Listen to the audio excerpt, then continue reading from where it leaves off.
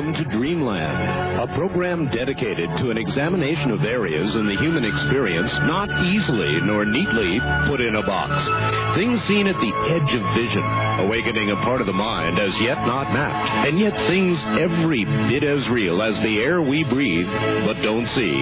This is Dreamland. It absolutely is. Good evening, everybody. Sunday evening, another Dreamland. I'm Art Bell. And we'll have the usual lineup in that Linda Howe is here this evening. She'll be with us in a moment from Philadelphia, which she calls home. And then a bit of a different tack this morning. John Zajack, who is a physicist and author of The Delicate Balance, will be here. And he's got a bit of a different theory on the Great Pyramids. So we'll talk with him right after Linda Howe. At any rate, I think you'll find it a fascinating adventure into areas, as the billboarding said, where things are not so neatly or easily put into a box. And now all the way to Philadelphia and Linda Howe. Well, good evening, Linda. Are you there? Yes, good. And, a couple of weeks I talked with Dr. Eugene Shoemaker, who was one of the co-discoverers of those strings of comet pieces that have been bombarding Jupiter for the last week. Shoemaker-Levy 9. And he described the potential impact that some of those gigantic pieces would have made on our planet if they had hit here. Yes. Essentially being a major catastrophe. And today in the paper in Philadelphia, they did a large headline asking, could it happen here? Basically following up the same idea that Dr. Shoemaker and I were talking about, what would happen in terms of an asteroid impact. And they reported something very surprising that I think is important for us all to keep in mind, and consistent with the Dreamland theme, that many things don't fit in any of the neat boxes that we think about. This is a quote. In 1989, a half-mile-wide asteroid flew through Earth's orbit. The Earth had been at that exact point only 6 hours earlier. Oops. This was reported in a journal to the House of Representatives in Washington, D.C. The quote from this House of Representatives report continues, had that asteroid in 1989 struck the Earth, it would have caused a disaster unprecedented in human history, unquote. To think that we passed within 6 hours of a asteroid that was the same size as fragment A that impacted on Jupiter and caused the first big bruise on that enormous planet, and that we came that close without any of us really realizing at the time, I think is a sobering fact. Well, it's sobering, Linda. I've always thought that they did not know about this, apparently, until after it occurred. So after it had happened, that's right. And they also asked a question that I think everybody should also give some serious thought to in this universe we live in. What is more likely to kill you in a lifetime? A hurricane, a flood, a volcano, an earthquake, a lightning strike, a shark, a grizzly bear, a poisonous snake, or a terrorist bomb? And the answer is that more than any of those would be a comet or an asteroid smashing into the Earth. The odds are the same risk as flying in an airplane anywhere. Wow. Yeah. And in addition to the fact that what has just happened on Jupiter could happen in our lifetime or maybe in the next 1,000 years to this Earth with yet unknown consequences, as the violence has subsided on Jupiter, it has raised even more mysteries now with scientists who have some really interesting questions to solve. And among those are, what is all the black stuff at the impact sites? It might be sulfur, but no one knows for certain.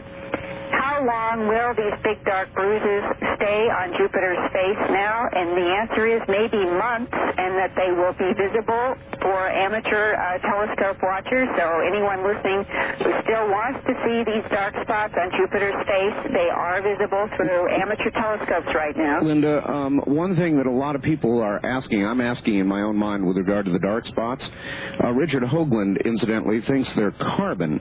But whatever they are, Jupiter has a very very violent atmosphere, and it's surprising that, in effect, they have not been quickly erased. Yeah, and everyone is tracing that, and in fact, I'm going to play an excerpt from an interview here from Dr. Andrew Ingersoll, who is professor of planetary science at the California Institute of Technology in Pasadena.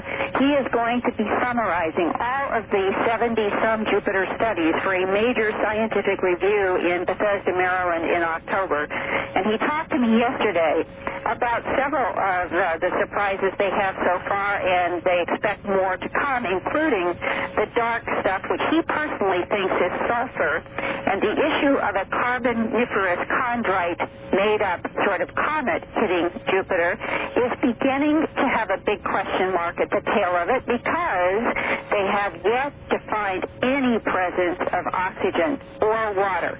And as this interview begins, Dr. Ingersoll is discussing that very fact, which currently is one of the biggest puzzles so far at the end of this impact, because it might not have been a comet at all. It may have been a broken-up asteroid. This is Dr. Andrew Ingersoll, planetary scientist from Caltech. So I think the big thing we've learned is that there's not a lot of oxygen, either dredged up from Jupiter or else brought in with the comet. Is that there was no signs of water? Very little indication of water, because in this hydrogen-rich environment, the oxygen you expect to be tied up with hydrogen in the form of water. And comets are made out of ices, and Jupiter is thought to have water clouds deep down, and that kind of result is already pretty firm, and I think over the next few weeks we're going to firm it up some more and discover that people may discover traces of oxygen.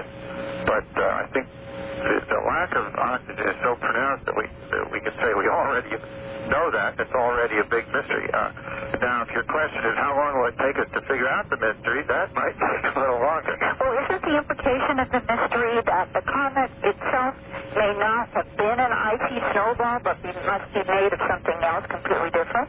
That's certainly part of it. The comet really couldn't have been what we normally think of as a comet. It might have been a rocky asteroid, in fact. The latest results suggest that it might be just that. The latest results show that there's metal in the comet that are now seen in Jupiter's atmosphere. Right. Magnesium and silica. And you can get metals if you vaporize a rock and break the molecules of silicon dioxide and so on up into their constituent pieces. So one implication is that the comet wasn't a comet at all, but perhaps a rocky object like an asteroid. The other implication is that the comet didn't go deep enough to dredge up water from Jupiter's interior. Meaning that it may have been vaporized on the surface. Well, yeah, if you can speak of its surface, but... or the upper atmosphere. The upper atmosphere, yeah. From the tops of the clouds that we normally see to the zone where the water is about 100 kilometers. And it's quite possible that the comet burned up before it got down that far. If Jupiter had no water molecules in the atmosphere at all, therefore no oxygen, what would that say to you? Well, that would be just one of the most upsetting things to our current understanding of how the solar system formed. Of course, we all have open minds to that possibility that Jupiter just has no water and has no oxygen. But that's probably the last thing we're going to give up, faced with a lot of barrage of new data. So, Art, right now, the sum is they haven't been able to see the water and the oxygen that they had expected, especially if this was an icy comet that was breaking up in the upper atmosphere of Jupiter. This is truly one of the biggest mysteries so far from this impact. And boy, it is. It is, Linda. And it may not have been a comet at all. It may have been a large asteroid that broke up and was all kind of a hard metallic rocky material, and that may be why they have got in the spectrograph some of these metals. Well, that's fascinating. And I'm sure this is going to continue to unravel over the next many months, isn't it? Yes, and I'm going to continue to talk with Dr. Shoemaker, Dr. Ingersoll, some of the others, because each scientist around the country, I have a list of about 75 or 80 of them, they're taking different aspects of of all of this data, and I think periodically I will try to bring some brief updates. I thought tonight it was definitely worth going into this in depth. And next week, when I'm your full-time guest, I plan to give you some fascinating updates on what's been happening in the crop circles. We've been in Canada, the United States, and England. New mutilation cases with some very interesting anomalies and reports. And if I have anything more to report next week concerning scientific discoveries on the Jupiter impact, I will certainly, we can talk about that too. Good. I'm also getting reports on my regular syndicated program, Linda, of crop circles up in the Washington State area. You've been hearing about that? Yes, there was one that I know of that has two parts to it, and it's the only formation I know. It's in the same field, and I have a drawing of it, and the size is about 150 feet in diameter, and it is actually resonant with both a formation that was in England 2 or 3 years ago and with the current new one that's up in Ontario, Canada, which I'm getting videotape and photographs and have a drawing from, and we're also getting analysis on the wheat from the one in Ontario. So by next weekend, I probably will be able to report some of the preliminary data on that. All right. The gal who called, by the way, tells me she has photographs, and she's sending them to you. Great. Was that Iowa or Carol Patterson? I'm sorry. Okay. I wouldn't have gotten the names, but but somebody's doing it. Well, that's good. And so even while our attention has been out in the solar system, much has been happening on our own planet in these strange other mysteries. Excellent. Linda, we'll look forward to it next week and your full guest appearance. Yeah, thank you very much, and I look forward to it. Take care, Linda. Yeah. Bye-bye. If you would like to reach Linda Howe, the way to do it is to write to her, and I've got her address here. And I might add that her documentary, her new documentary, Strange Harvest 1993, is available now for $35. That's on videotape. And, of course, you can also get one of her publications, Glimpses of Other Realities, the most recent, $45. And Linda Howe's address is Post Office Box 538, Huntingdon Valley, Pennsylvania. Once again, Post Office Box 538, Huntingdon, Huntingdon, Valley, Pennsylvania, zip code 19006. So whether you want some of her materials or you would like to contact her regarding a sighting or anything else, that is the appropriate address. And in a moment, we'll be back with a physicist and author whose name is John Zajack, and I hope I'm getting that correct. It's the first thing we'll ask him about. Right back to John. Imagine my listener suggests that we particularly ask John about the Great Pyramid. So many people, of course, think the Great Pyramid could only have been built using some sort of alien technology. And Dr. Zajack apparently feels very differently about it, and so we're going to explore why he thinks that's a bunch of rubbish. And so here he is, from somewhere in, I think, Central California. Is that right, John? San Jose, California. San Jose, all right. John, I take it you do not think the Great Pyramid was constructed by the Greys? By the Greys? Or greens, or yellows, or... The polka dots and the blues? Yeah, that's right. Well, no, I don't. I could understand why one would think so, because even with today's technology, we cannot duplicate the Great Pyramid, even if we didn't have financial restraints and political problems and so forth. We could not reconstruct the Great Pyramid today. Apparently, science is wise enough to understand why the Great Pyramid is unique, but not so wise to be able to copy it. All right. Well, I'm going to allow you to make your case. Tell us a little more about yourself first, though, if you would. Is it Dr. and is it Zajack? Is that correct? Zajack is correct. There is no PhD associated with it. All right. My claim to fame is the ability to have a very diverse and wide background and view to be able to show commonality between seemingly unrelated fields of science, very often creating a whole new field of science in the process. All right. How did you come upon this talent for connecting these things? Oh, it's kind of inborn. Just a keen sense of observation and the recognition that things similar or related indeed happened in other disciplines. That has led me to some reasonable successes as Vice President of Research and Development for some leading corporations, Vice President of Research and Development for some leading corporations, such as Cutler Hammer, Eaton Corporation, General Signal Corporation, Electrotech, and some others. Oh, yes. And with patents in many diverse areas, from chemistry to electronics, mechanics to biometrics, etc. So it's a wide field, but the field is because the greatest technological advancements typically happen when the astronomer is talking to the metallurgist or to the anthropologist. And when those seemingly unrelated scientists sit down and have dinner together and start realizing there's a common thread through their problems and put them together, then we come up with theories that can be later substantiated for the extinction of the dinosaurs, for instance. Do you, while we're at it, do you have any thoughts? There's been a lot of talk lately, of course, about the dinosaurs because of Shoemaker Levy 9 plowing into Jupiter and the fact that it might have happened here. Do you think they were driven extinct by some comet? Actually, the evidence is overwhelming that that's exactly what took place. I was not just throwing some loose terms around. It actually came about that a very leading scientist, Nobel laureate actually from University of Berkeley, Alvarez, has a son.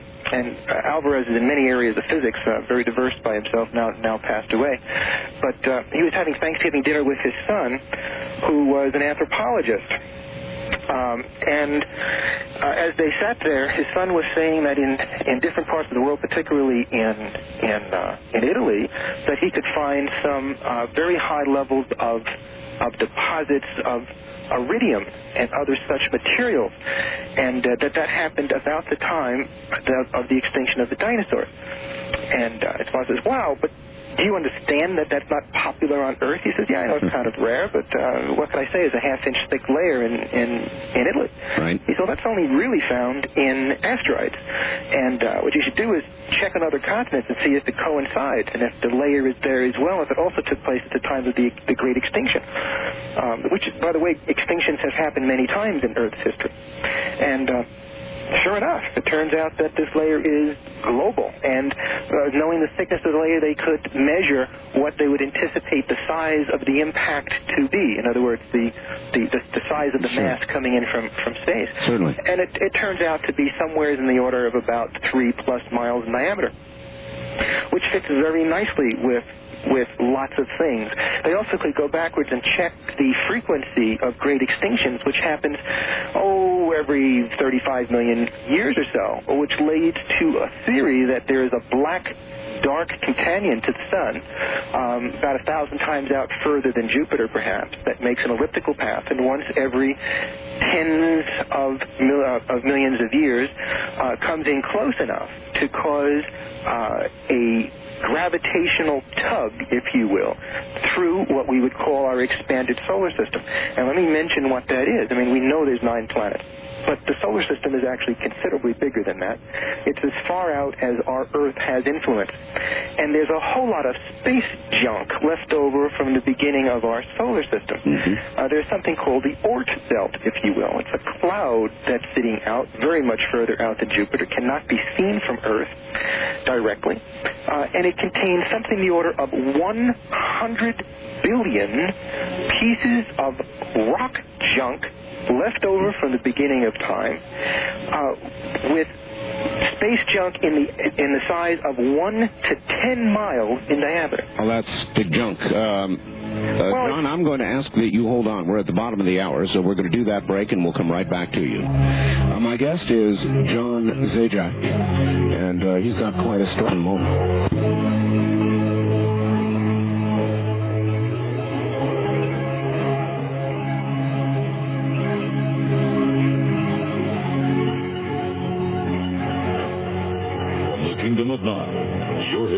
Dreamland with Art Bell. To participate in the program, call toll-free 1-800-618-8255. 1-800-618-8255. First-time callers, area code 702-727-1222. Or the wildcard line at 702-727-1295. This is the CBC Radio Network. It is, and this is Dreamland. I'm Art Bell.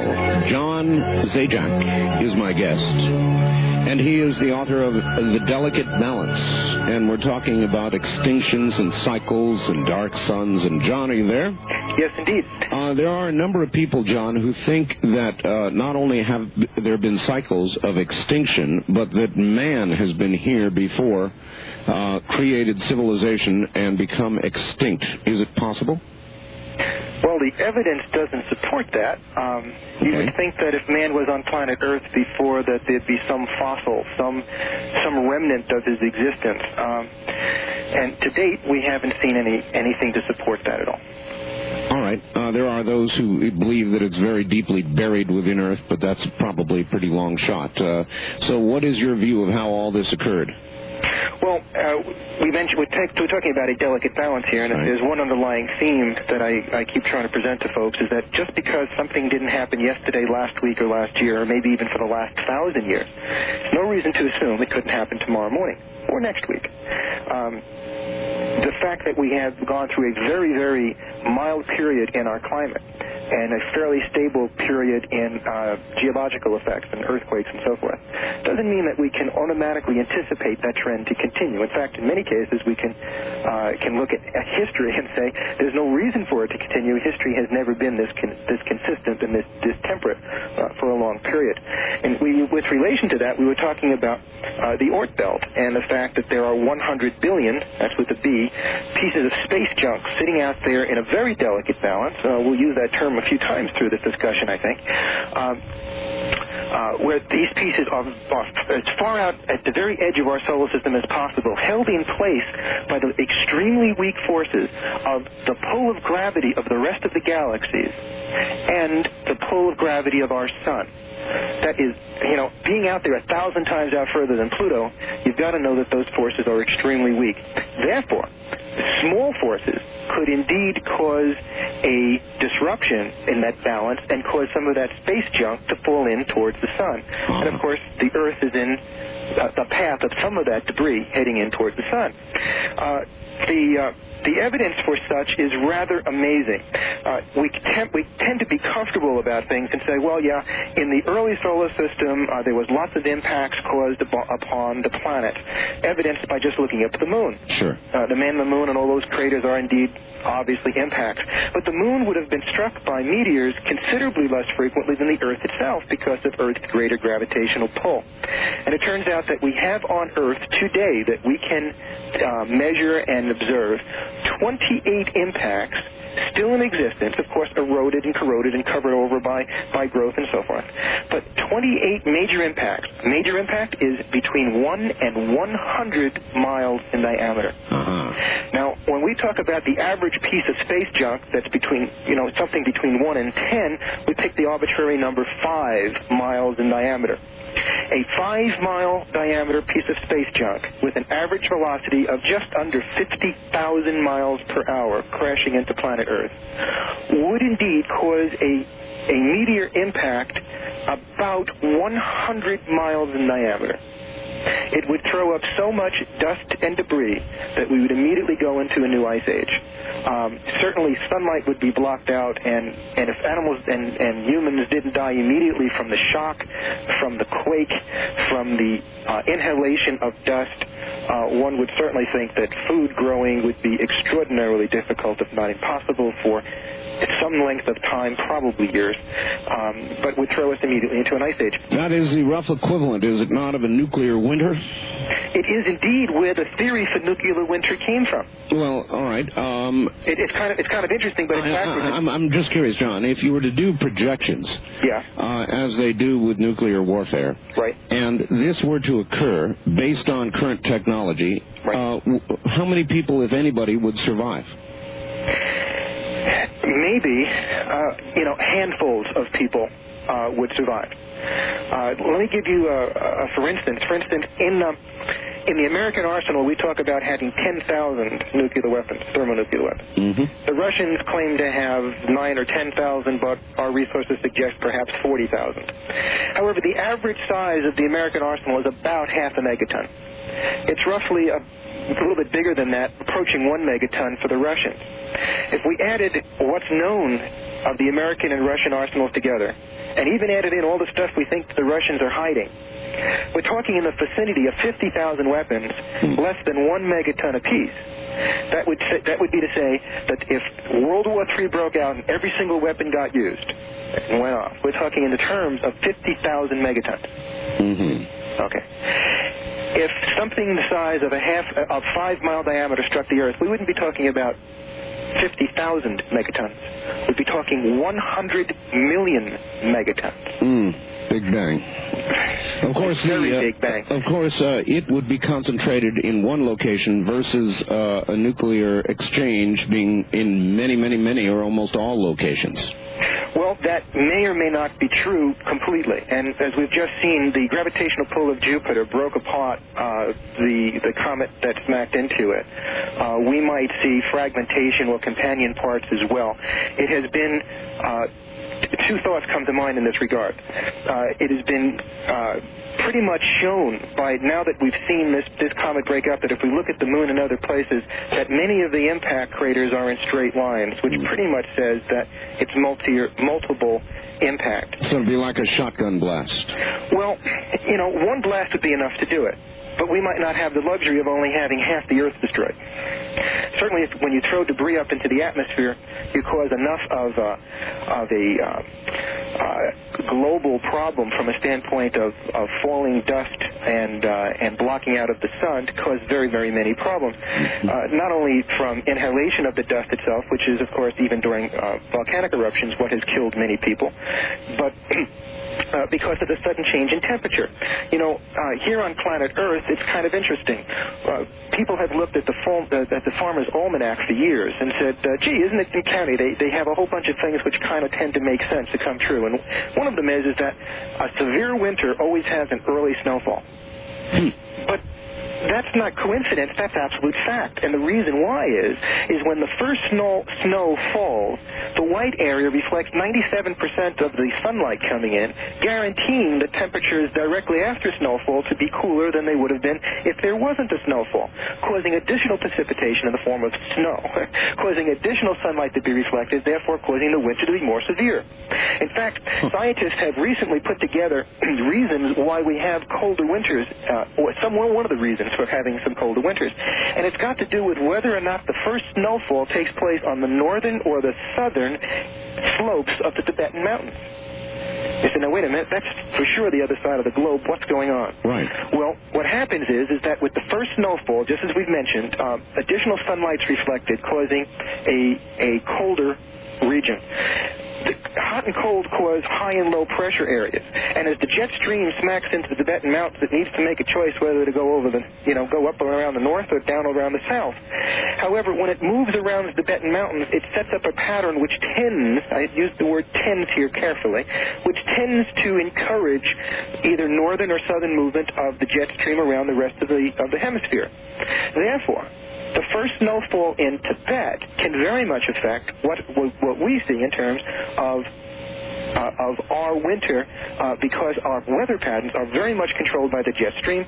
In fact, when we look at the weather patterns we've had lately with droughts and so forth, we see that it's really because the jet streams are not where we typically want to find them. Right. Our droughts in California have been caused because the jet stream has been about 400 miles too far north. It's been raining buckets up in Washington, Oregon, but California has been having Mexican weather and has been very, very dry, causing the 6-year drought and mandatory water rationing, cutback of agriculture and so forth in California. The most productive area in the country, by the way, for produce. We produce more produce is produced in California, and by produce we're talking about fruits and vegetables, not particularly wheat, than any place else in the country. But many of the orchards have been forced to literally have their trees die for lack of water and so forth because of our long drought. We've also seen this in the southeast, where, again, jet stream being too far north changed the weather pattern significantly enough to cause thousands of chickens to die from the heat, and as well as extreme failure in corn crops and so forth. So our weather pattern is a very delicate system set up upon the difference in temperature between the poles and the equator. With the rotation of the Earth, that difference of temperature, which drives the heat engine, sets up the jet stream, sets up our weather patterns. And without that delicate balance being there, we don't recognize what we end up with. And even small shifts has caused large changes. Now, talking about this meteor impact thing, if I may, which, by the way, is discussed in great detail in the book, The Delicate Balance. Yes. It is also, though, something that I've been talking about since this comet going into Jupiter has been recognized in all the science journals, which is about a year and a half ago. It's kind of amazing that it didn't reach the public till now, as many of us have been giving lectures on it before this. But what is exciting and interesting to me is how real this is. In the beginning of your program, it was mentioned that the probability of any individual on Earth being killed by some catastrophic event or by even some natural causes such as snake bite and bear attack, earthquake, I think she mentioned earthquake, but certainly hurricane and lightning and so forth, was equal to a trip on an airplane. It actually turns out that although air travel is the safest means of travel, it is more likely that anyone will be killed by an impact of a foreign visitor from deep space, namely an asteroid or a comet, than they will be by flying, because most people, the average person, takes more than one trip in his lifetime. Mm-hmm. That is very, very significant. Now, she also mentioned that we had this major comet or asteroid fly by the Earth, crossing Earth's path 6 hours apart from where the Earth would have been. And that happened on March 31st, 1989.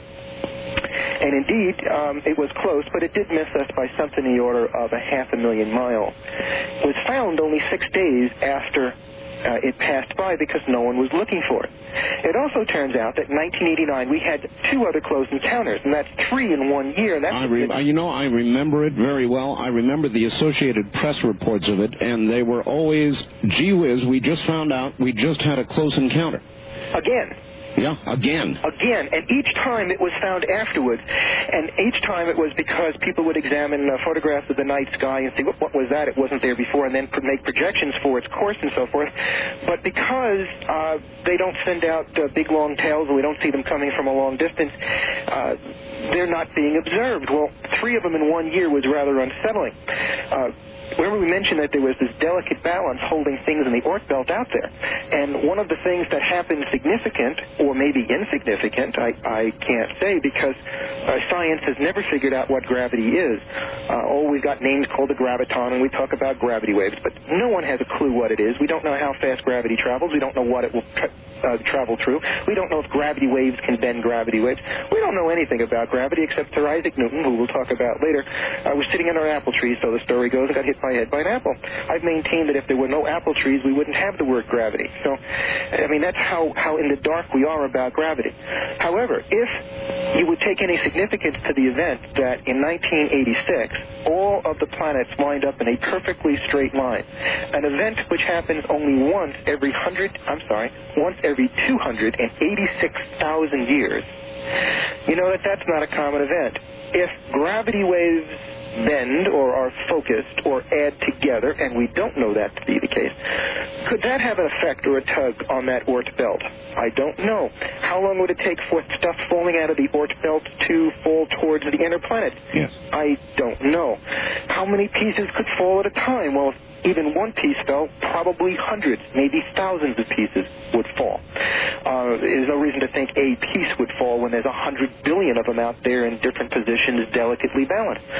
Here comes the kicker. In 1989, yes, there were 3, but in 1990, there were 6.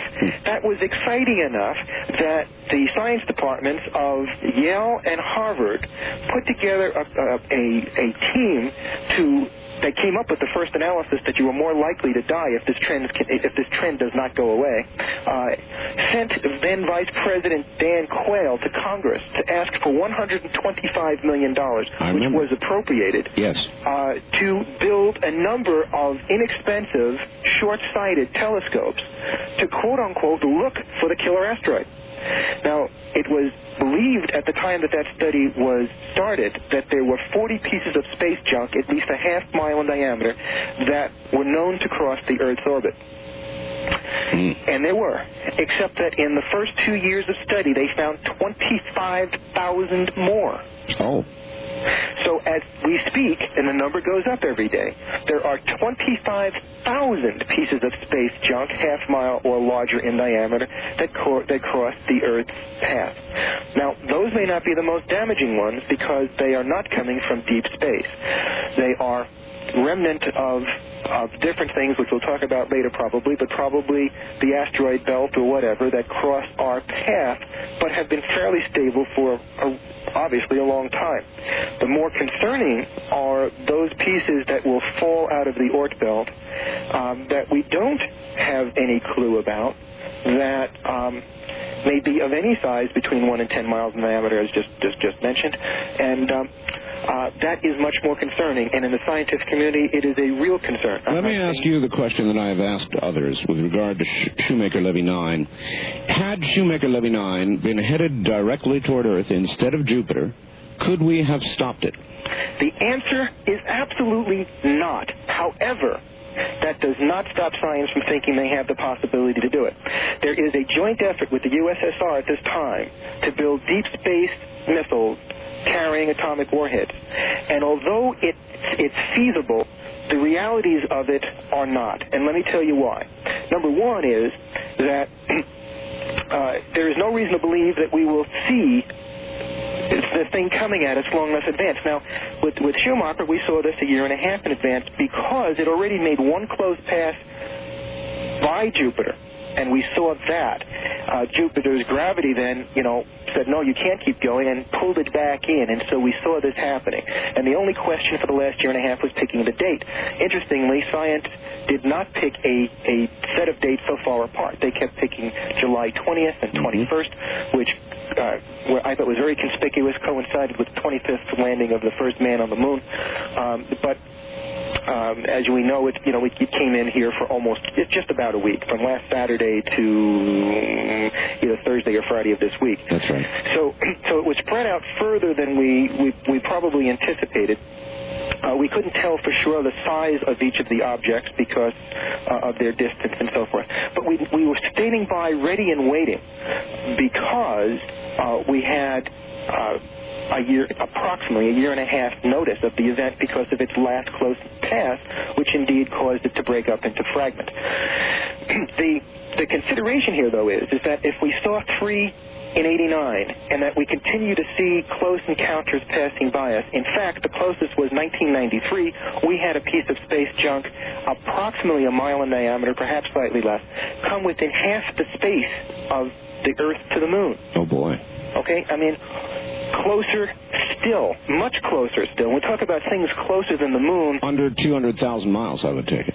Well, if it was half the distance, it would be 125,000 miles. So closer again, which leads us to believe that perhaps, and perhaps likely, we are a meteor shower. Of what duration? We do not know. Will it intensify? That would mean that the likelihood would be numerically much greater. John, hold on just a moment. We'll be right back to you. It seems to me it would be numerically much higher if that is true. You're saying that we may be in a period of increased frequency of these objects making close passes? It would certainly seem so. We saw no record of it till 1989. Every year since then, we've seen, a high number. A high number 3 is a high number when you haven't seen it for hundreds of years. That the closest one was just 1993. Time to be paying attention. However, look at the logistical problem we're talking about. Wait a minute. Important fact here. Are we paying attention now? I believe we are. I believe we're paying much more attention to the possibility. I think that what has just happened at Jupiter is increasing public awareness and making the public more willing to fund projects that would allow us to see what's going on.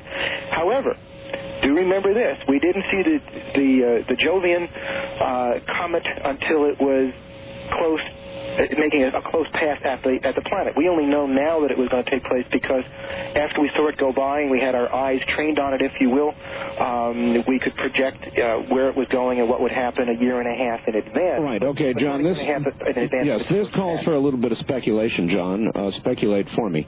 If they determined that an object was coming, but that we could do nothing about it, in other words, explode things on it as we might, we couldn't change its path, would they tell us?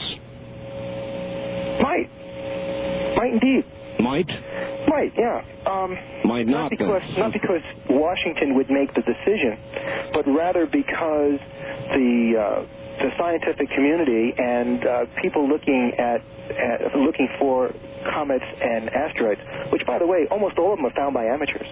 All of the big telescopes have a very busy schedule, and they're all busy looking at new formations in the sky and distant galaxies and looking for planets around stars and so forth. They're not looking close by, and they don't have time to just sit there looking for something they may not find. They have a real agenda. So if they missed one, joke would be on us. Well, they're not likely to find it, as I just mentioned. I understand. Most asteroids are found by amateurs. It's an awfully good point, and if it ever happened, if there was anybody around to serve up recriminations, they would be saying, well, then why didn't the London Observatory see it or something? And there'd be people like you trying to explain they weren't looking for it. They're not looking for it, no. Their budget is to go find life on distant planets or something. It's very... John, you got to freeze it right there. We're out of time at the top of the hour. Relax for about 6 minutes. We'll be right back to Jack on the CBC Radio Network. This is a pre-recorded, previously broadcast program.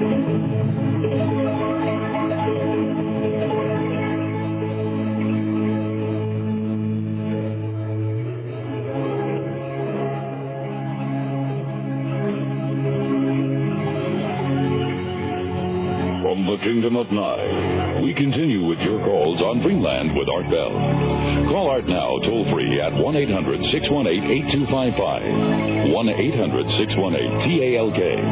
First-time callers, area code 702-727-1222. 702-727-1222. Or the wildcard line at area code 702-727-1295. 727-1295 in the 702 area code. Now again, here's Art Bell. Now again, here I am, Dreamland, on a Sunday evenings. John Zajack is my guest, and we'll get back to him in just a moment. And, John, here's a quick question for you. It came in by fax from Albuquerque. A quick question for your guest. What is your best guess as to when this dark body, the one you referred to, will again pay us a visit? John? Well, that dark body probably isn't due for, another couple of million years. Oh, good. However, that may not be the only cause for such things to occur. So it's not the black body, figuratively called the Nimnus, that would necessarily cause this. But if anything's out there that far, barely held on to our sun's gravity, it too may have changed its path and so forth. So we really don't know. That's the whole mystery here, is that we have barely understood some of what's going on, understanding why it may fall out of balance. If we had a real good handle on when things would fall out and when we'd be in deep straits, that would make things easier. Right now, we're just barely smart enough to understand that these conditions occur and they could fall out of balance quickly. What we're talking about is whether or not mankind, with its infinite wisdom and technological abilities, would just simply send up our nukes and blast the thing out of the sky. Well, it's kind of interesting that even just recently on CBS News, and I'm talking just 3 days ago, they were saying, yes, this is one of the few natural disasters that modern science can prevent. We can't prevent hurricanes. Not exactly true. We could nuke those too, I suppose. We can't, predict or stop earthquakes, something we really should talk about later on. We can't do those type of things, climatic change. But, sure, big rocks flying through space, yeah, we can blast those puppies out of the sky. But think about it for 1 second. Number one, we don't have any deep space probes. Number two, We don't have a Saturn V anymore, which was required to get to the moon. That's true, except as a museum piece. Except as a non-operational piece. That's right. Mm-hmm. Our shuttle takes things into low Earth orbit, a couple of 100 miles above the surface of the Earth. Even when we launch the shuttle, have you ever seen one launch on time? No. No, I've never have. I mean, there may have been one or two that actually went off within a couple of hours of assigned time. But even then, it takes 4 days just to roll it down to the gantry. Well, see, that's exactly it, John. I don't think we could do it either. If something right now was close in, found to be headed toward us, we wouldn't be able to do a thing about it. And if that were the case, then if they knew, why say anything? Well, it depends on who the they is. If it's the amateur scientist, they'll be yelling and screaming, and anybody will pay attention. If it's the scientific community, they'd probably rush to publish. If it was the government's observatories or paid-for telescopes, they might indeed wish to halt it if they could keep it under wraps. I have a strong suspicion everybody in the know would be making quick phone calls to everybody they cared about. Mm-hmm. So it might not be able to be kept well under wraps, although it would only be spread about as a rumor. If I can examine one more little aspect of that, is the following. I mean, how far away would we have to reach it? Some scientists say before it got as close as the moon, 250,000 miles away. Mm-hmm. But think about that for a minute. We just finished saying that the thing would have an impact of 100 million megatons. That is to say that that's when its velocity, its energy is converted from potential energy at the site of impact. What are we going to send up? A 1 megaton charge? That's a pretty big weapon to us. A 10 megaton bug? What's 10 megatons going to do against 100 million? Well, I guess the conventional wisdom, John, is that it would change the orbit not much, but just enough to cause it to miss. Well, does that mean instead of hitting dead center New York, we only hit Brooklyn? With a 100-mile impact? I mean, you see my point. We'd have to be able to see it coming, from great distances. This thing's moving at close to 50,000 miles per hour. Mm-hmm. Our fastest rockets travel at 18,000 miles per hour. First of all, do we have the technology and radar to time things so perfectly that we can actually get this thing to explode 100 yards apart from this thing at speeds of 50 or 60 plus thousand miles per hour? Very problematic, yeah. Probably not. And we have to get close because most of the energy is not going to go in the direction of the rock. So yeah, it gets more and more unrealistic. That's not to say that the government and our government, that with the USSR, aren't indeed trying to build some deep space missiles to do it. Fortunately, the Russians can launch at will where we can't. John, the likelihood of it being successful are rather remote. Right. I want to quickly change directions. About the bottom of the hour, I want to get the phone lines open. Right now, I want to ask you for the short version, if I can, with regard to the Great Pyramid. I'll give you to the bottom of the hour. I know you said it takes about an hour, but if you could give us sort of a shortened version of it or the high points of it. You don't think that an alien race built that pyramid at all? Who do you think built it, and how do you think they did it? First of all, I don't know who built it, except to say humans probably supplied the horsepower. Okay, that's item number one. Okay. Item number two is that to understand what's really taking place here, more important than knowing who built it, who supplied the horsepower, is who supplied the design for it. And the design is so phenomenal, so overwhelming, that I will make a prediction right here and right now that you have never gotten a response on your radio show as strong as the one you're going to get 1 hour after I start talking about the Great Pyramid. It's happened everywhere we've ever gone because this is a very exciting and different approach. I can't summarize it to you in fast terms because the Great Pyramid story has a beginning, a middle, and an end. And you need to know why it's unique, then how science was able to establish its uniqueness, then what it did that nothing on Earth could do, and why not only could science not build it, but science could not design it. One of the kickers we're going to get to at the end of that comment is, if every scientist in the world just on paper tried to design the Great Pyramid using all the supercomputers available in the world for any other planet in the entire universe, it could not be done. Could not be done. It's a mathematical impossibility. And we will do that, and it's spine-tingling, but you can't you can't do it without going from beginning, middle to end. And if we have just a few minutes before the bottom of the hour, maybe we should close off on this connection thing with the asteroid. And that is to say the following. You know, one of the nice things about your program is it says, let's look at things, let's look at them intelligently, and let's look at all aspects. But let's not put it in a box. That's right. And that's really important. And in the delicate balance, we again take this wide view and tie seemingly unrelated things together. The economy, the ecology, scientific development, and so forth. And one of the things that happens as we do this, as we look at meteor impacts, again, which is covered in detail in the book and so forth. It's not something that just happened because of what's going on Jupiter. But as we're looking at those things, very often one says, gee, haven't I heard this someplace before? And sometimes we have. And here comes one of these things, going to sound really out in left field. But what we examine at the same time is prophecy. And not prophecy from Dickens, mind you, but rather from three. I chose purposely to use only three from very different walks of life. And those three are no less than George Washington, the founder of of our Constitution in many respects, but certainly the father of our country. Miguel de Nostradamus, probably the most popular secular figure in terms of prophecy, a futurist and a world-renowned physician who would have been famous on that chord alone had he not also been able to foresee and foretell the future. Yes. And just because, why not, we look at John at Revelation as well, because as a good scientist, you can leave no rock unturned, and there are things there that seem rather significant. Well, you almost seem to apologize for its consideration. You need not do that. Well, I only preface it as I do and give John third billing, so someone wouldn't think that I am trying to be especially religious and or to prove the Bible. Neither of those are the case. But rather to say, let's keep an open mind and let's make the examination. And it's kind of interesting as we approach the close of the hour, the bottom here of the hour, so that we'll go on to the whole new subject of the Great Pyramid, is to say, if what we've just described as these three people being prophets, if they foretold their future, which was now our history, accurately, then maybe we should be paying attention to what they claim our future to be.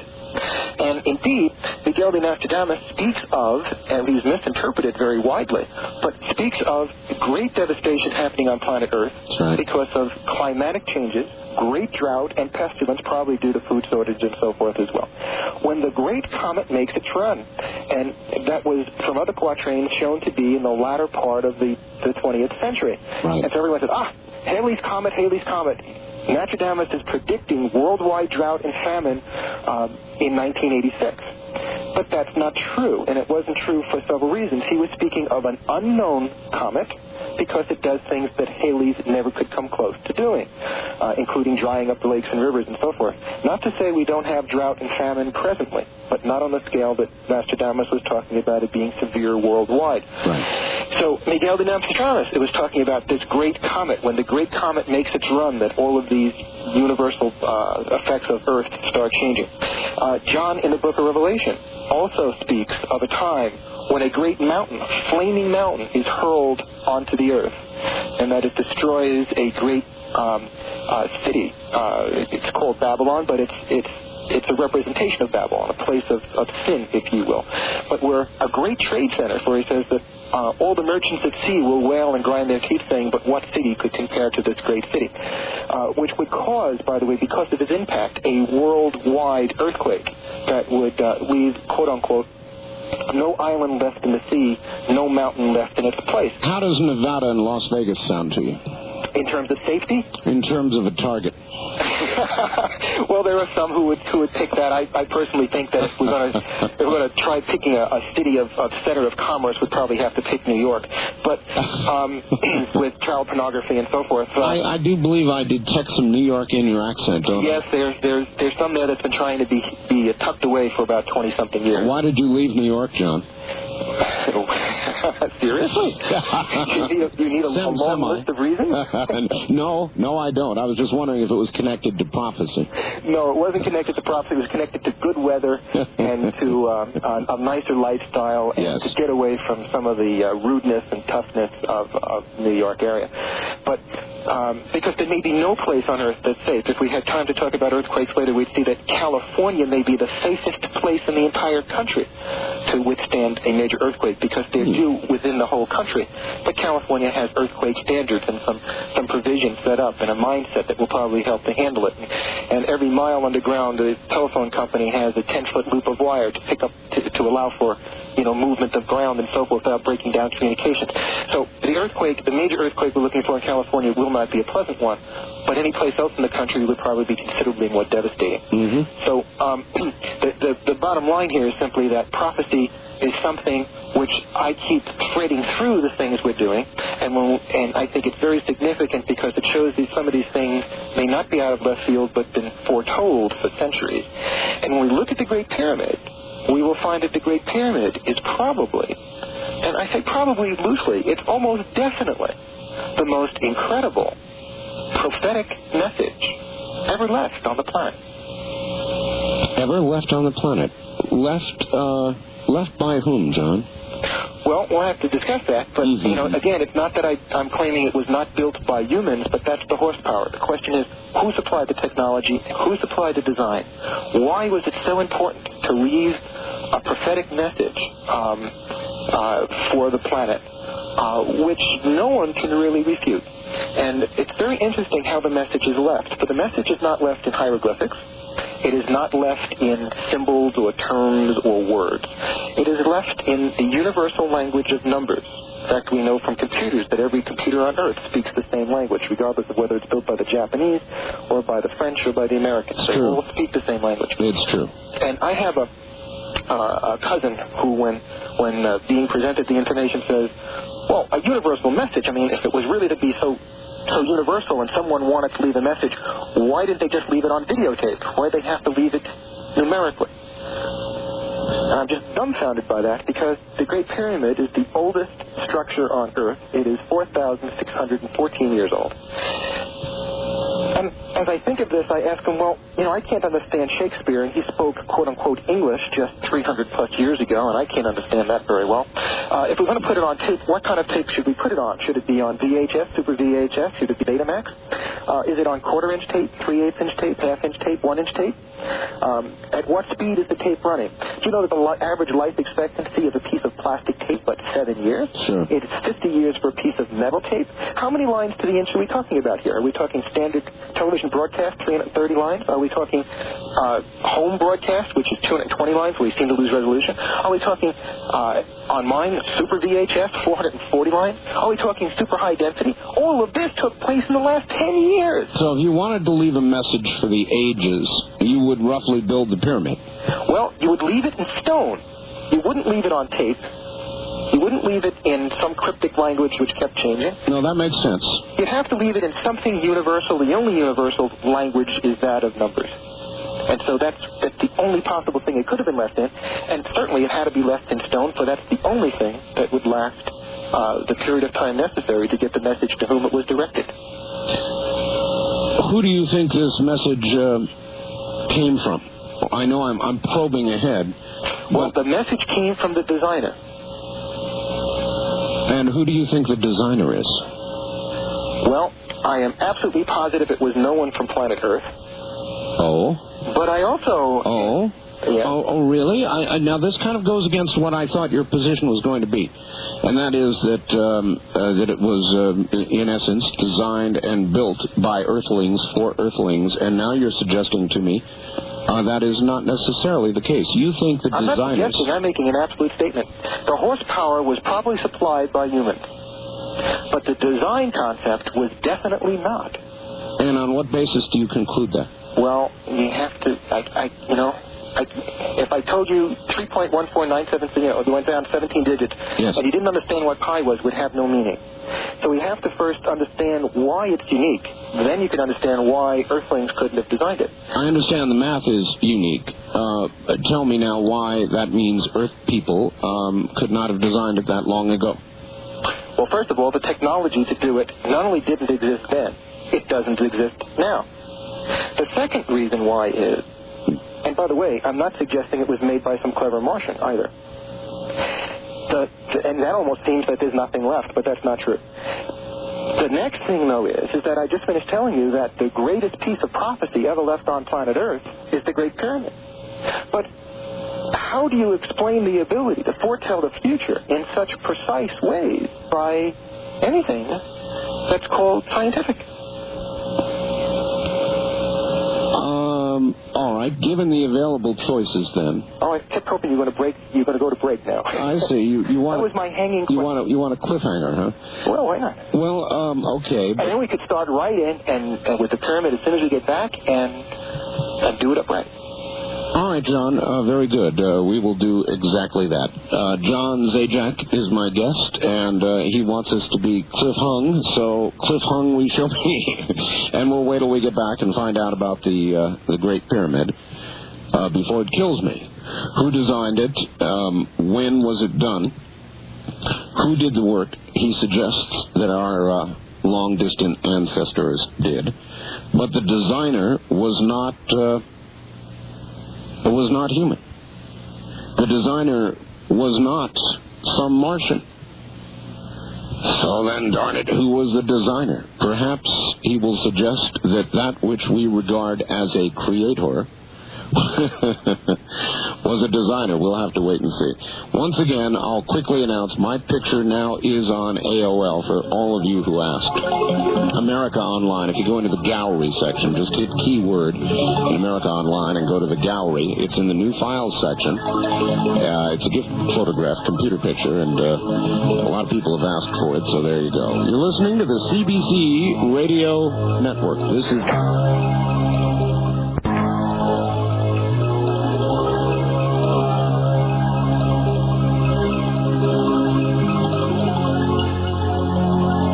Kingdom of Nine. You're hearing Dreamland with Art Bell.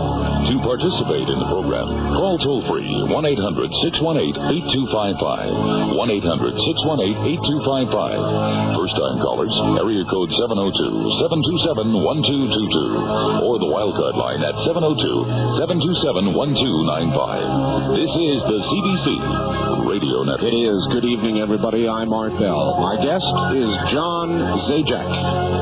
He is the author of The Delicate Balance and a physicist.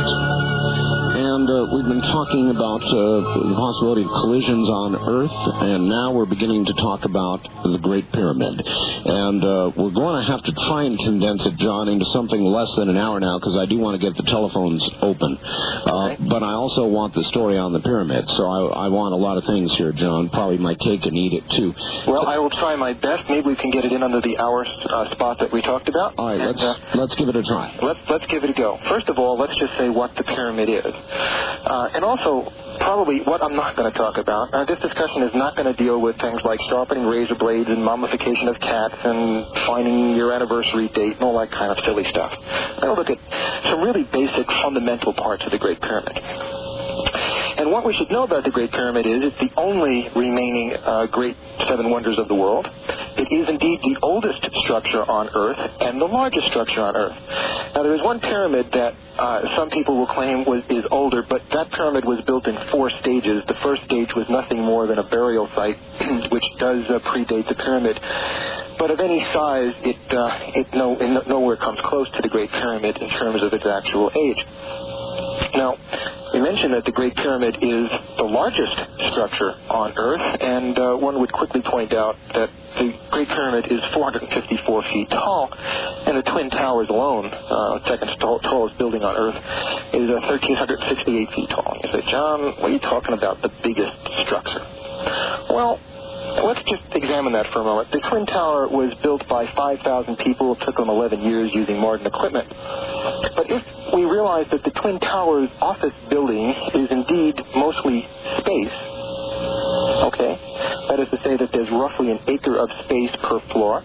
Sure. The pyramid is dense, obviously. The pyramid is, except for a couple of very tiny rooms, is solid stone. Right.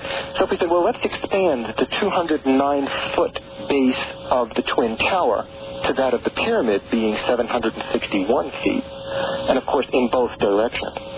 And then if we had Godzilla come by and put his big foot on the puppy and squish it down to take the space out between the floors, and the space out even in the floors itself, which is mostly girders and space again, then you'd find that next to the Great Pyramid, which is 454 feet tall, the Twin Towers would be 4 feet 10 inches high. Yeah. It gives us a scale. Yeah, another example, you could take all the masonry required to build a highway lane from San Francisco to New York, 8 feet wide and 6 inches thick, and put it inside the Great Pyramid. In fact, when we look at New York with all its tall skyscrapers, we're reminded that it's built on Manhattan Island because Manhattan is rock, and we needed a good base, if you will, to hold up the weight of those large structures. Mm-hmm. But when you consider that even the Twin Towers is only 4 feet 10 inches tall next to the Great Pyramid, you gotta wonder what's under the Great Pyramid. Well, the first coincidence, and I'm very willing to accept it as a coincidence, is that only a few places on Earth could hold the Great Pyramid, and the Great Pyramid just happens to be built on a flat granite mountain, the height of which is the same height as the sand, so that the pyramid could be built on top of it at what we would call ground level, and that would represent the foundation of the Great Pyramid. So you are suggesting no or a few other spots on Earth could support that weight? That's correct. Few spots on Earth could support that weight. Absolutely correct. So how did they know where to build it? Beats the stuffing out of me. Okay. But coincidences happen. Right? Okay. An interesting coincidence while we're talking about the Great Pyramid and its height is that modern science, using new techniques from satellites, have been able to pretty accurately measure the height of all the mountains and so forth. And if we take the average landmass of Earth, and this is not insignificant to me, but if you take the average land height of the Earth, the Himalayas being high and Florida being low, sure, we find that the average height of land on Earth is 554 feet tall. Same height as the Great Pyramid. But of course, coincidences do happen. Here perhaps is one that's a bit harder to understand. If we took a picture of the globe, when I say picture, I mean if we actually went to the globe, or took a split picture of the globe, one that does not distort land masses, and we decided to find the longest land parallel, that's to say a line parallel to the equator that would go through the longest land line, we would find that line would go through the southern tip of America, the northern tip of Africa, and Asia, and right smack dab through the Great Pyramid. Coincidentally, if we took the longest land meridian, we'd find it to go through Europe and Asia and Africa and Antarctica, and guess what? The Great Pyramid. Right through the Great Pyramid. Now, there's only one place on Earth that those lines can interconnect. The majority of places that you'd think could be possible would end up being underwater. But for some reason, way before Columbus sailed the ocean blue to prove that he knew where India was, which of course he was wrong, but long before anybody could have had a global map, the Great Pyramid ends up sitting right in the center of the longest land parallel and longest land meridian. It also does so in such a fashion as to make all four quadrants exactly equal in mass. Very peculiar. Yes. How could anyone on planet Earth have distinguished this particular capability and just coincidentally at the same time be fortunate enough to find a solid granite mountain beneath it to hold its weight? All right. Would these facts, John, give a poor investigator any clue as to the why of the Great Pyramid? In other words, as you look at these things, this coincidence of lines that you've drawn, would it give us any clue as to the why of the pyramid? No. But it would certainly indicate that someone knew something about the Earth in detail that only modern science knows in terms of center of landmass, height of landmass, etc. Sure. At the same time, we always hear about the Great Pyramid being a very precise instrument. But you look at the thing, it looks like a pile of rock. I mean, it doesn't look so precise when you go up to it, does it? No. No, not at all. And there's lots of pictures in the book. Maybe we should even tell people how to get it later. But there's lots of pictures in the book showing that. The thing that is not known by most people is that as the pyramid looks is not how the pyramid was built. It is 4,614 years old, but around 1400 or so, a major earthquake loosened one of the top stones of the Great Pyramid. The stones that covered the Great Pyramid were called casing stones. Some people might take significance in the fact there were 144,000 of them, 20 tons per piece. Wow. These stones, these casing stones, were polished with a smoothness and a fineness equal or better to that of your reading glasses. Think of polishing stone that well. They were also held almost perfectly square of each other, and I'll tell you how they were, the precision of their placement in a moment. But it actually created a mirror that shone light down back upon the earth itself, a pyramid of such brilliance that it could be seen from the mountains of Israel. It's indeed the only structure that could be seen from the moon. Now, I know astronauts have said the only thing they could see on Earth that they could recognize was the Great Wall of China. But the Great Wall of China is like 30 feet wide. Consider that with something hundreds of feet wide and square, also with a mirror surface, and you realize there's no comparison, except that on their flight path and cloud cover, what they saw was the Great Wall. Well, in addition, a lot of the original reflectivity is no longer there.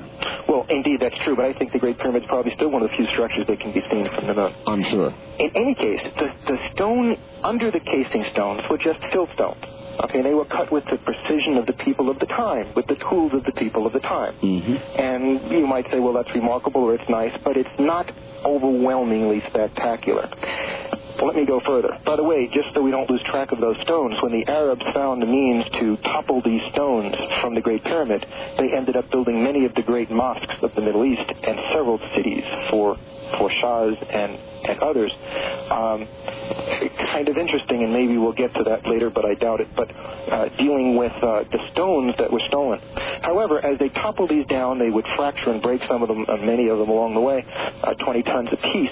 But beneath the rubble, there were still some casing stones left, and it's those casing stones, the very bottom row, that are pictured in the book and are shown. And after 4,600 years, you can look at these and see their incredible flatness and straightness at 20 tons apiece. In fact, without computer enhancement, you can't see the separation between the stones. They have just 5/1000th of an inch of space between them. 5,000. That's roughly about the thickness of a piece of tinfoil, I guess, between them. But the space was put there on purpose. The space was put there with a precision of better than 2,000. Now, 5,000 is the thickness of a hair from my beard. Okay? So we're talking here in relative terms, the thickness of a human hair is the space between the stones. But that space was precise within 1,000th or two, and was put there to accommodate a white glue to keep the pyramid from absorbing water.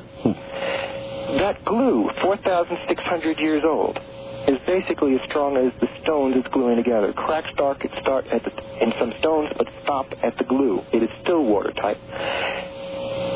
You know, Elmers would go nuts for this stuff. I don't know about you, but when I was a kid, my soles of my shoes would always fall off. I'd glue them back on. The first puddle, they were off again. Certainly, the shuttle scientists would love to have a glue to keep tiles on their spacecraft. This stuff, after 4,600 years, has been analyzed. We know what it's made up of. It's oxygen and nitrogen and carbon and a few other things, but we can't quite figure out how these things go together to make this incredible glue to last this great length of time. Yet, in the Great Pyramid, it does. And all of these stones are placed so precisely. Now, when I say so precisely, again, we're talking 1 or 2,000th of an inch of their intended spot. They're 20 tons apiece. Just to put this in perspective, when they built the High Aswan Dam in Egypt, they had to move some of their stone statues. They cut them into pieces 10 and 20 tons apiece. They could place those with an accuracy of 1 to 2 inches of the original nesting place. Really? Now, if you say, well, they weren't trying that hard, it didn't matter. That might be true, so let's look one step further. The most accurate macro manipulator, that's a fancy word for precision movement of big things, was designed by NASA. Now we're talking, this is modern technology here, right? Well, the biggest item they could move was 1.5 tons, not 20 tons. And the greatest precision that they could possibly muster was 50,000th of an inch, not 1 to 2,000. of an inch. But you're busily making a pretty good scientific presentation that we could not have done what you're saying we did. Now, even though you keep saying we may have had knowledge I'd be glad to pin you against the wall and try to get to the bottom of who you think it was who did it. Oh, but let's go. This gets spicy. Yeah, all right. To do this, I need to mention something about measurements. Okay? Okay. For instance, did you know that, and the reason why is that, we were talking about the universal language of numbers. Yes. And we're going to have to measure those numbers. And there's a small difference from what one might anticipate, but I need to explain something about that small number. Did you know, for instance, that the British inch and the American inch, although they were meant to be the same, are not? No, I didn't know that. Yeah, the U.S. Bureau of Standards will list the British inch as 25.39997 millimeters, and the American inch is equal to 25.400508 inches. Millimeters. It's not a lot, and it's accurate for the first three or four significant digits. But, in fact, only to the third. It changes. It's only accurate to the third. In fact, it's only accurate for the first two digits. The third digit's already off, but it's not off by a lot. The point being is that even when you try to copy things precisely, as America did trying to copy the British inch, and we set up a standard for it, and the platinum bar held in temperature and humidity and so forth, there are slight errors to it. Okay. And what I want to state is that what happened is that he who broke the code to the Great Pyramid, no less than the greatest scientist that ever lived, recognized that if he used an inch, but not the British inch and not the American inch, it was a slightly different inch, but almost as close to the British inch as the American inch is. Okay, it's off by 1,000th of an inch. Okay. Okay, which he calls the sacred Jewish inch. Okay. One might call it the sacred Israeli inch for slightly more accuracy, but he calls it the sacred Jewish inch. Or the ancient inch. Or the ancient inch. And that inch is the significance for breaking the code of the Great Pyramid. And it's very important that we talk about that. And it's also important to know that it's not John Zajack who came up with this code, and it's not Joe Schmidlap at 33rd and 3rd Avenue in Manhattan. The greatest scientist ever lived is, without real argument, Sir Isaac Newton. Yes. Newtonian physics. Most of what we learned about physics was all from Newton. What people don't know about Sir Isaac Newton was that he accomplished all of his great works and discoveries, which were enormous, just absolutely enormous, and we don't have time to go into them all, or even into part of them. He accomplished by age 28. And at age 28, he was trying to prove his theory of gravity, but he had a problem. Science couldn't accurately measure the size of the Earth for him to prove his theory of gravity. Mm-hmm. And he needed to know more accurately the size, particularly because he was sure that there'd be a bulge about the equator due to the Earth's rotation. And he had heard that all the history of the world, past, present, and future, was contained within the Great Pyramid. And he went there to find the size of the Earth. P.S. He did not find the size of the Earth. It is there, but he didn't have the means to make the measurements to find it.